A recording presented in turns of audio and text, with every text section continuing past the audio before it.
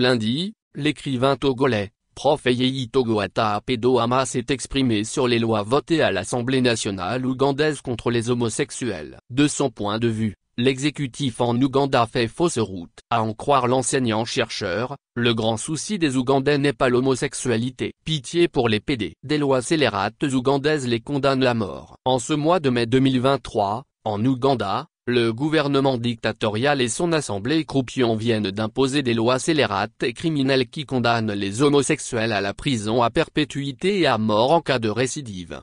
Même la logique ne tient pas debout dans cette odieuse diversion qui offre les homosexuels comme bouc émissaire à une population économiquement sinistrée et au bord de l'asphyxie. Donc pour les législateurs du dictateur, la peine de mort suivra la perpétuité en cas de récidive. Mais où donc va se nicher leur entendement? Comment peut-on sortir d'une perpétuité pour récidiver? Il faut pouvoir d'abord sortir de prison, puisque la perpétuité interdit toute sortie de prison. C'est ridicule. Un régime trentenaire et incompétent qui règne par la terreur s'est déplacé dans le temps, dans la Rome antique, pour distraire le peuple avec des jeux de cirque sanglants.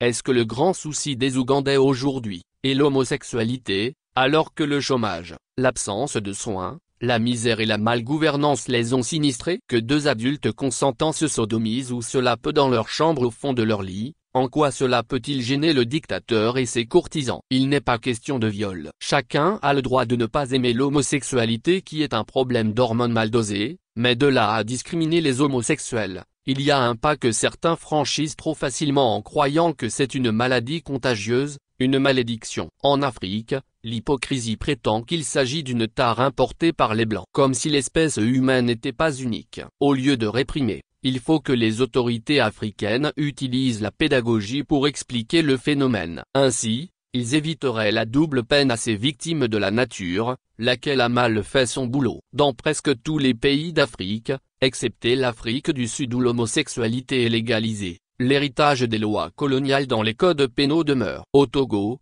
la peine est de 2 ou 3 ans. La prison à perpétuité et la peine de mort du régime ougandais en font un crime pire que l'assassinat d'un être humain. Il faut le faire. Pour bien gouverner, il faut protéger toute la communauté humaine sans discrimination, oppression et obscurantisme, dans le respect des lois justes en vigueur.